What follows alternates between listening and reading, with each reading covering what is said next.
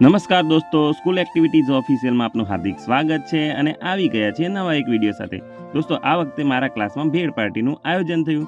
એ માટે દરેક વિદ્યાર્થીઓ પોતપોતાની રીતે વસ્તુઓ લઈને આવ્યા હતા. કોઈક લીંબુ લાવ્યું, કોઈક ટમેટા લાવ્યું, કોઈક ડુંગળી લાવીને કોઈક ધાણા લાવ્યું. આ રીતે અમારો કાર્યક્રમ શરૂ થયો.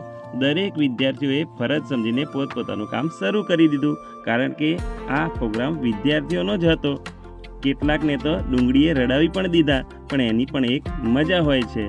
દરેક વિદ્યાર્થી પોતપોતાની રીતે કામ કરવા લાગ્યા. ત્યારબાદ ડુંગળી, ટમેટા, મરચાં બધું જ કપાઈ ગયા બાદ એ મિશ્રણ પર ધ્રુવભાઈએ સરસ મજાનું લીંબુ નીચોવી નાખ્યું અને ભેળ થઈ ગઈ તૈયાર. ત્યારબાદ આ ભેળને મેં મારા હાથેથી જ ડીશોમાં વિદ્યાર્થીઓ માટે સર્વ કરી. આ ભેળ બનાવતી વખતે ખાસ સ્વચ્છતાનું ધ્યાન રાખવામાં આવ્યું હતું, જે વિદ્યાર્થીઓને પણ સમજાવવામાં આવ્યું હતું. બધા જ વિદ્યાર્થીઓને પૂરતા પ્રમાણમાં ભેળ મળી રહે એ માટે બધી જ ડીશોમાં સરખા ભાગે મેં ભેળની વહેંચણી કરી. આવી ઉજવણીમાં ખાવાની સાથે સાથે ઘણું બધું શીખવા પણ મળતું હોય છે. સમૂહ ભાવના, મદદ કરવાની ભાવના, ભેળમાં વપરાતી વસ્તુઓનું પ્રમાણ અને સાથે સાથે આનંદ તો ખરો જ. બધી જ ડીશો વ્યવસ્થિત ભરાઈ ગયા બાદ બધા જ વિદ્યાર્થી પોતપોતાની રીતે ડીશો લઈને પોતાની જગ્યાએ બેસી ગયા. જેવું ચાખ્યું કે તરત અલગ અલગ પ્રકારના રિએક્શન શરૂ થયા. લાગતું હતું કે બધાને ખૂબ જ મજા આવી રહી છે.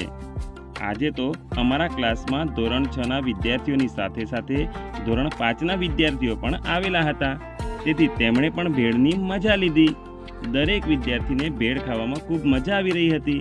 ટૂંકમાં કહીએ તો વિદ્યાર્થીઓએ આવું નાનું પણ સુંદર અને સફળ આયોજન કર્યું અને ઉજાણી સાથે જ્ઞાન પણ મેળવ્યું.